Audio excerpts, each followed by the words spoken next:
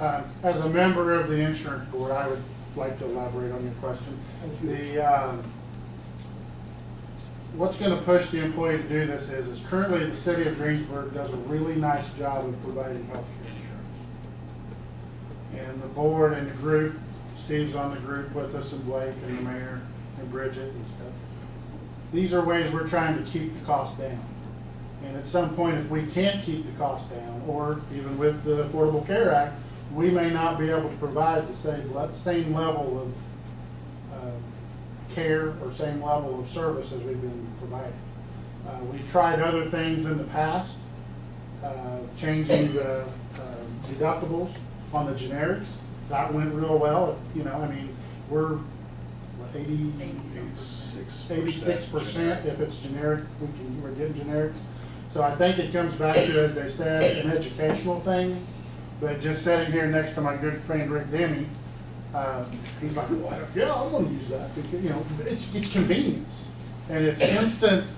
It's instant, you know. And unfortunately now, you call a doctor trying to get in, and you just can't do it. So I think it's an educational thing for the employee and the spouse, but the actual motivation for it is let's keep the numbers down, which I think every year we've done something to help cut funds. But I think this is something that we can cut funds, and again, it keeps us having, the city having the ability to provide the coverages. So. Well, another example today, I had two employees that both needed to go to the doctor. So we would have had this program, it would have probably saved each one of them $25 per day to the doctor. Just put them on the telephone and ask them for, you know, hey, this is what's wrong with my head, I have sinus infection. So, I mean, even $25 to that employee, I think sometimes that's about part of a finite pool of time off. It doesn't just pick up the phone, tell them what's going on. The rest of the bill, which we pay, and that's averaging out at about $78 per offices, not counting what they're paying. Our doctors will do that free if Any other questions? So what's that? We need a motion to move forward. We signed up for this coverage. so. Motion made by Gerald, second by Linda. For discussion. You like to? Yeah, I wasn't sure if you were seriously able to motion. You can abstain. No. Any further discussion? Hearing none, all those in favor say aye. Aye. Opposed, same sign. Motion passes. Thank you. Appreciate it. Mr. Weartz. I got a couple more things from the committee, just kind of more FYI. One of the things that we were working on is we had mentioned the emergency room and the cost. I've got Sagamore is in the process of getting with the hospital on our behalf to see if we can get some additional discounts for facility charges. Then we kind of going back and forth. I got an email this afternoon saying that they finally have a meeting scheduled with the hospital. So they'll let me know what the outcome of that is, if we're able to get any additional discounting on the services that we are provided through Decatur County Hospital. The other thing that we were working on was the One Call Medical, and that's the network that kind of gives us CT scans and MRI scans at a reduced cost, and tracking them down to see if they will work with us either directly or through SIHO, and it's still in the process of getting that, to let me know what they will or won't do, because typically they work strictly through the TPA, so I'm seeing if I can get them to contract with SIHO at this time. So that's where that's at.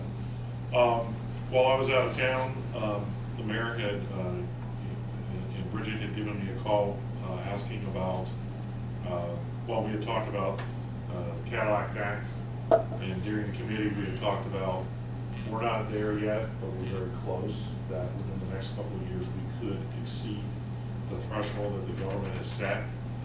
And that's one of the reasons why we're presenting and proposing the consultant dog is, again, to keep our claims down so our overall costs are less. But some of the things that were presented were possibly making some plan design changes, in other words, raising the deductible. That seemed to be the most favorable, because that way, those who are utilizing the plan would actually be paying a little bit more, where the individuals that were not utilizing the plan would continue to have the low cost access to the healthcare. Other ideas were contributions, in other words, the employees paying a little bit toward the premium. Also was smoker surcharge, which is one of the only things that you can actually charge employees. And these were things that we had brought up as things to look at further throughout the year to kind of give you an update on where we come. From the phone call that the Mayor and Bridget had given me, they were asking about employees and do we have to offer part-time employees or do we not offer part-time employees, and how do we calculate them? And those rulings that just came out right before I left town. So what I did is I've kind of got a little highlight sheet here, and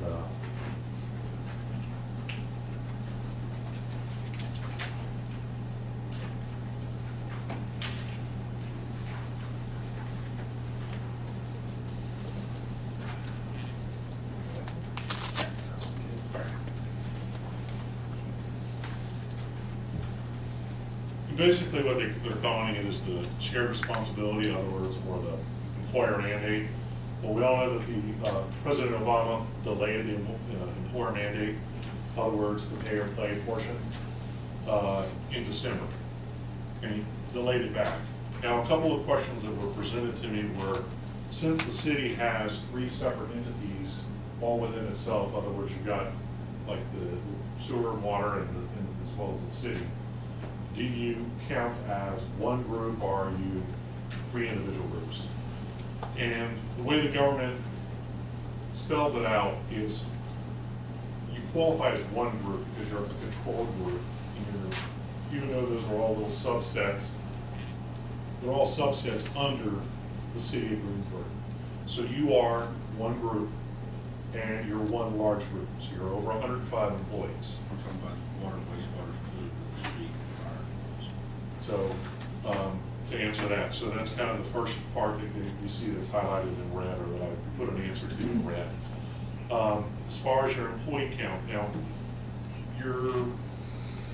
typically the payroll companies are doing this for you, but they're kind of keeping an account as far as your number of employees and the hours they're working for you.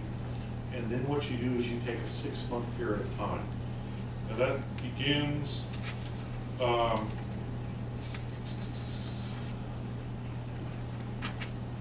2/9/2014 and ends December 31st, 2014. And you pick 6 months in there that you choose, and that's going to be your snapshot to kind of determine what your employee count is, and then you kind of figure those hours to see who's working what and who would qualify. There are some advantages to waiting to the last 6 months, and those are kind of spelled out there. And some of this stuff is still a little gray, so I don't have detail, but as I'm giving it, I'm trying to get it to you guys so that you've got it to work with.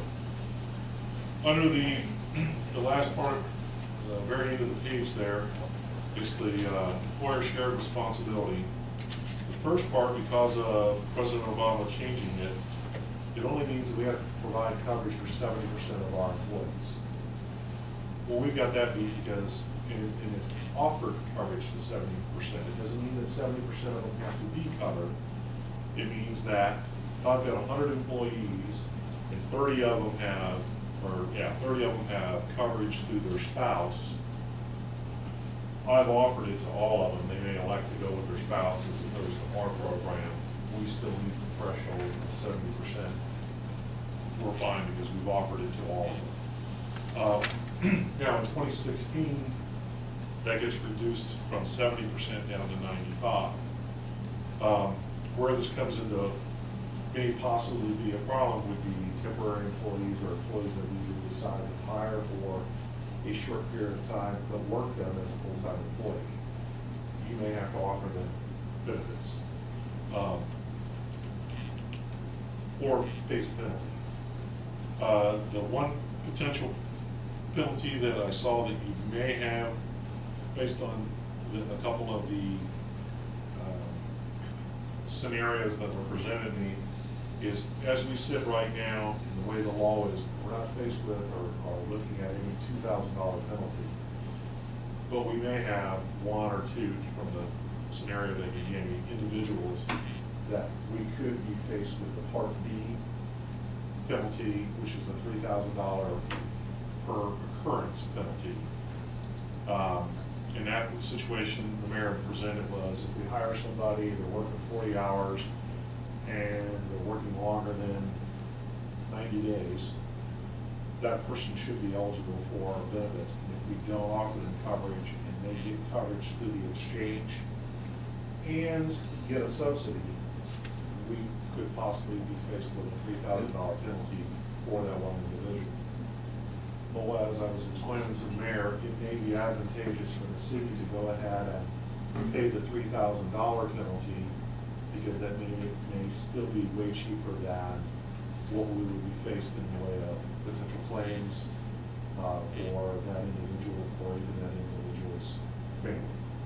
Now, Tom, you're going on one individual. What if you need somebody 40 hours a week, 52 weeks a year, part-time, or maybe you don't need that much, 40 weeks a year, you don't really know when you need them. Can you hire 2 or 3 part-time people to rotate that job? Or is the government going to say, you know, you're cheating here, you're using 3 people to do one person's job, now we're telling you how to run a business, who you hire, how much you work? As long as they're working under 30 hours, you can hire 10 part-time people if you want to. As long as they're working less than 30 hours. So if you want to hire 2 part-time people, you know, work, you know, one of them 25 hours and the other one 15 hours or whatever, to get the time that you want, because it really is a part-time position, and you're well within, you know, the law, and you can do it that way. As soon as you work that individual 30 hours under the law, they are now eligible for healthcare dollars. Down per week, per year. I'm sorry, Per year, per week. per week, yeah. As long, if they average 30 hours a week, then it's gonna be, then they're eligible for coverage. So, you know, and some of it, there are questions that have been posed to the Department of Labor and to the IRS, and some of those aren't back. I'll give you, for example, how do you treat your lifeguards? Some of your lifeguards work 40 hours, but they're only working from Memorial Weekend to Labor Day weekend, so they're only working 90 days.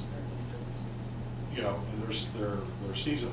And I'm not trying to skirt the law, I'm just trying to understand it. And that's really what we're looking at is, okay, so how do you treat those individuals? And you're not trying to skirt it, you're trying to work within. And the problem is some of those details on these gray area or gray questions, we don't have the answers back yet. But we're not the only ones that are asking. So, let me pose this question. Let's suppose that Mr. Denny back here with the water department has a particular project that is ongoing right now. As the weather breaks, he wants to get back to this particular project. He can bring part-time employees in, as long as they work less than 30 hours a week. We're okay. They can work 30 hours a week, you do not have to offer them medical insurance. Okay. Yes. If they work over 30 hours, or start averaging over 30 hours, you have to offer them, because they're considered full-time. Is there any way to make people an independent contractor that they don't have to, that we don't have to? You're getting into an area there that I would defer to legal counsel. Okay. But basically, if we keep them under 1,500 hours a year, there should not be a problem. For a 52-week year, January 1 to December 30. Right. As long as they're averaging out That's 30 hours. under 30 hours. Safer to average it 6-month period, not a 12-month period. Yeah, more than 6 months. Because you're having to select a 12-month period, you can be evaluated. Let's put it this way, I wouldn't work them for, you know, X months and load up their hours for 40 hours, you know, making them work 40 hours, and then go, oh, well, you're not eligible because you're not meeting the annual. It's gonna be what they're averaging for the weeks that they're working. Plus, keep them under 750 hours, the 6-month period, you're. Yeah. Plus realistically, you're talking about areas of law that are just, they just haven't been established yet. Yeah. The courts have not yet even begun to scratch the surface of how they're going to interpret the legislative intent behind this particular bill. So the information you're receiving, as long as you take a fairly conservative approach to how you're doing it, chances are you're going to be fine. For example, $3,000 Tom's talking about, that's cheap for that type of penalty, because the other situation, not insurance people, and it's supposed to, is $2,000 per employee of the unit. Whether you're offering coverage or not. You're talking for City of Greensburg, $200,000 for one violation.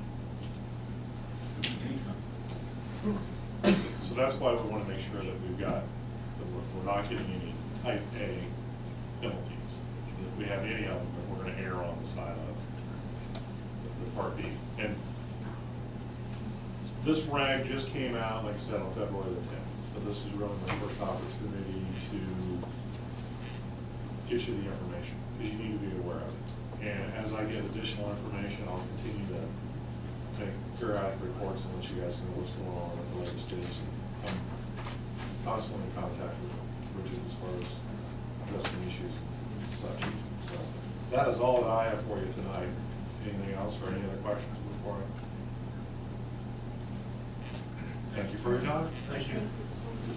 Department heads. I only have one concern. There was supposed to have been some other individual drive one of our city trucks here today, and it really didn't happen. So, Rick, you gotta make sure you have all the city logos on your truck doors. I got them put on today, Mayor, Okay, thank just you, to Rick. let you know.